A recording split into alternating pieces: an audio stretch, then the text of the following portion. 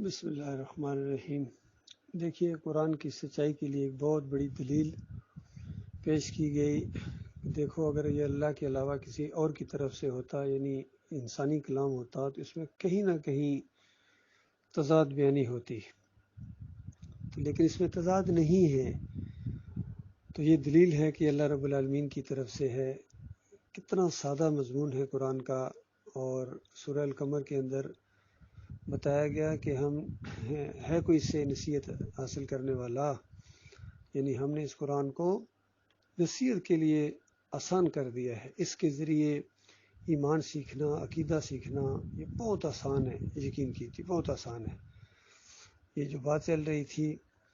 چاہے وہ سورہ البقرہ کی آیت ہو کہ کیف تکفرون باللہ وکنتم اموات، وہ والی، یا سورہ سجدہ میں جو بات آئی ہے کہ جہنمی کہیں گے کہ یا اللہ، تو نے ہمیں 2 زندگیاں دیں اور 2 موتیں دیں، ہم بالکل اقرار کرتے ہیں، اور اب یہاں سے جہنم سے نکلنے کا کوئی راستہ ہے؟ تو دیکھیے، ہر جگہ ایک ہی بات۔ اور یہاں سورہ المرسلات کے اندر بتایا گیا کہ یہ جو زمین ہے یہ زندوں کی رہنے کی جگہ ہے، اور یا مردہ لاش کو یہ سمیٹتی ہے۔ یہ نہیں ہوتا ہے کہ وہ روح جو اوپر چلی جاتی ہے وہ مردہ ہوتی ہے، یہ نہیں یہاں کہا گیا۔ یہ زمین ہے، مردوں کو سمیٹنے کے لیے زمین بنائی گئی ہے۔ روح اگر مردہ ہوتی تو پھر اسی جگہ اس کو بھی دفن کیا جاتا، ایسا نہیں ہے۔ اس کو تو ہم تصور بھی نہیں کر سکتے وہ کیا چیز ہے، وہ ہمارے کنٹرول میں ہی نہیں ہے۔ تو یہ اس طرح سادہ سادہ ایمان عقیدے کی باتیں بیان کی گئی ہیں۔ دیکھیے، اس میں کوئی تضاد نہیں ہے اور سمجھ میں آنے والی چیز ہے، لیکن جس طریقے سے حضرت صاحب فرما رہے ہیں وہ تو عجیب و غریب ایک بحث انہوں نے چھیڑ دی ہے۔ اور دوسرا، محمد حنیف کے اوپر بھی چوٹ پڑتی ہے اس تضاد بیانی کی، کہ اس نے کس طریقے سے انبیاء کی دعوت ایک طرف اور وہاں ایک جگہ نبیوں کا بالکل تضاد پیش کر دیا کہ نبی نے نبی کو سجدہ کیا۔ پورے قرآن میں گویا تضاد پیدا ہو گیا، کیونکہ قرآن میں تو انبیاء کی دعوت یہ دی گئی ہے کہ اللہ کے علاوہ وہ کسی سے ڈرتے نہیں ہیں، کسی کو پکارتے نہیں ہیں، کسی کا واسطہ وسیلہ نہیں دیتے، کسی کو رکوع سجدے نہیں کرتے ہیں۔ اور یہاں یہ بتایا گیا کہ یہ کرتے ہیں، تو پھر تو تضاد ہو گیا، قرآن کے اندر تضاد ہو گیا۔ انہوں نے قرآن کے اندر تضاد بیانی اور 2 پیغمبروں کو آمنے سامنے کھڑا کر دیا۔ محمد حنیف صاحب کہتے ہیں وہ یعقوب علیہ السلام نے جو تعویل بتائی تھی، تعبیر بتائی تھی، وہ غلط ثابت ہو گئی، اور یوسف علیہ السلام کی سچی ثابت ہو گئی۔ اس طرح انہوں نے تضاد بیانیاں شروع کر دی۔ تو یہ سادہ سادہ قرآن کی دعوت کو نہیں مانتے ہیں، قرآن کو پیچھے کر کے اپنی چلاتے ہیں، ان کے لیے بتایا گیا ویل یومئذ للمکذبین، تباہی ہے، تباہی ان کے لیے جو جھٹلانے والوں کے لیے، قرآن کی اس بات کو جھٹلاتے ہیں، اپنی چلاتے ہیں۔ دیکھو ان کا انجام اب کیا نکلنے والا ہے۔ کہا جائے گا حضرت صاحب انطلقوا الی ما کنتم بہ تکذبون، چلو اب اسی چیز کی طرف جسے تم جھٹلاتے تھے، نہیں مانتے تھے۔ قرآن کی سادہ سادہ بات تمہاری سمجھ میں نہیں آتی تھی، اپنے فلسفے جاڑتے تھے، مناظرہ بازی کے لیے، طول دینے کے لیے باتوں کو نئے نئے انداز سے پیش کرتے تھے۔ اللہ کی کتاب کو ایک دوسرے مضمون سے تضاد تم نے پیدا کر دیا تھا۔ انطلقوا الی ظل ذی ثلاث شعب، چلو اب اس دھوئیں کی طرف جس کے 3 بڑی شاخیں ہیں، اونچے اونچے دھوئیں چھائے ہوئے ہوں گے، اور اتنا بڑا گہرا وہ دھواں ہوگا، اور عام طور پر ایسے محسوس ہوتا ہے جس طرح دھواں ہو یا بادل اوپر جب آ جاتا ہے تو نیچے کچھ سایہ ہوتا ہے، سایہ ذرا ٹھنڈک پہنچاتا ہے۔ تو یہ جہنمی جب وہاں آگ اور گرمی کی وجہ سے، میدان محشر کی سختیوں کی وجہ سے وہاں کسی سائے کی تلاش میں ہوں گے تو دوڑ پڑیں گے، وہاں کے سائے کی طرف دوڑ پڑیں، تو وہاں جہنم کے اندر وہ سایہ ان کے اوپر ایسی ایسی بجلیاں گرائے گا،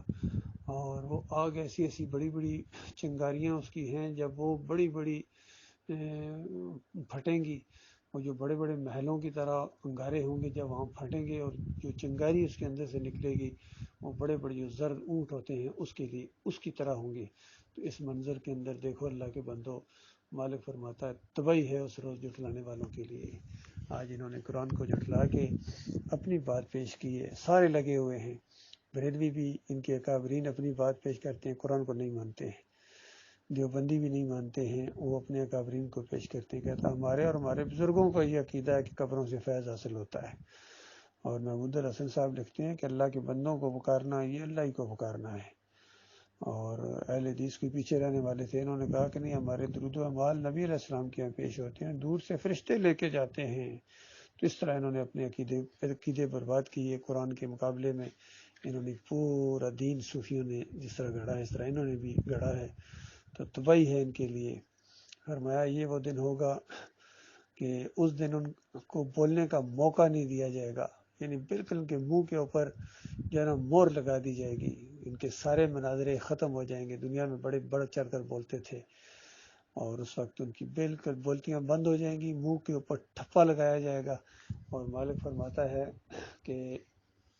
اس دن یہ فیصلے کا دن ہے، آج فیصلے کا دن ہے، آج تقریریں کرنے کا دن نہیں ہے، مناظرہ بازی کا دن نہیں ہے، فیصلے کا دن ہے۔ چلو اب تمہیں وہاں جمع کیا جائے گا، اگلوں پچھلوں کو جب جمع کیا جائے گا۔ اور پھر مالک فرماتے ہے کہ اگر یہ تمہارے بس میں ہے، فَإِنْ كَانَ لَكُمْ كَيْدٌ فَكِيدُونِ، ذرا میرے سامنے ذرا جلوس نکالو نا، ذرا نعرے لگاؤ۔ دنیا میں تو اللہ کے بندوں کو تم للکارتے تھے اور ان کے خلاف تدبیریں کرتے تھے، ان کے خلاف پروپیگنڈے کرتے تھے، الزامات لگاتے تھے، فتوے لگاتے تھے، اب ذرا میرے سامنے آؤ نا۔ مالک فرماتا وَيْلٌ يَوْمَئِذٍ لِّلْمُكَذِّبِينَ، تباہی ہے جھٹلانے والوں کے لیے۔ اور آج دنیا میں جن کی یہ مذاق اڑاتے ہیں مومنوں کا، ان کے بارے میں فرمایا مالک نے ان المتقین فی ظلال و عیون، یہ جو متقی لوگ ہوں گے، اللہ سے ڈرنے والے ہوں گے، یہ چشموں میں ہوں گے، گنے سایوں میں ہوں گے، فاقیہ مما یشتہون، اور ہر طرح کے پھل جس طرح کا ان کا جی چاہے، کیلے ہوں گے، سیب ہوں گے، مالٹے ہوں گے، کھجوریں، انگور، طرح طرح کے پھل، ایسے ایسے پھل، آم کہ جو دنیا کے پھلوں سے ملتے جلتے ہوں گے لیکن ذائقے میں بہت آگے ہوں گے۔ فرمایا جائے گا کلوا واشربوا ہنیئا بما کنتم تعملون، کہ میرے بندو کھاؤ، مزے کرو، عیش کرو ان اعمال کے بدلے میں جو تم کیا کرتے تھے دنیا میں۔ تم اللہ کے اوپر ایمان لائے تھے، اللہ کے اوپر بھروسہ تم نے کیا تھا، اللہ کی عزت اور اللہ کے وقار کے لیے تم نے کسی کی پرواہ نہیں کی، چھوٹے اور بڑے کی، کسی پر چوٹ لگے کوئی ناراض ہو، کسی کی پرواہ کیے بغیر تم اللہ کے بندے بنے رہے اور اللہ کے دیے ہوئے اس ایمان کے اوپر ڈٹ گئے تھے۔ انا کذالک نجزی المحسنین، اور ہم محسنین احسان کرنے والوں کو، اچھے اعمال کرنے والوں کو مالک فرماتا ہم اسی طرح بدلہ لیا کرتے ہیں۔ ویل یومئذ للمکذبون، جب ادھر مومنوں کو نوازا جا رہا ہوگا اور ادھر کافروں، مشرکوں اور مرتدوں اور باغیوں کو گھسیٹا جا رہا ہوگا، تو بتائیے اس سے بڑی اور کیا تباہی ہوگی۔ اور کہا گیا دنیا کے اندر کلو وتمتعوا قلیلا انکم مجرمون، مجرموں کھا پی لو، تھوڑا سا چر چگ لو، کافروں، بے ایمانوں، مشرکوں، مناظر بازوں، مولویوں، پیروں اور بڑے بڑے سیاسی لیڈروں اور بڑے بڑے جرنیلوں، چند دنوں کا معاملہ ہے، تم کھا لو، اس کے بعد تم مجرم کی حیثیت سے پیش ہو جاؤ گے۔ ویل یومئذ للمکذبین، تباہی ہے اس دن جھٹلانے والوں کے لیے۔ وَإِذَا قِيلَ لَهُمْ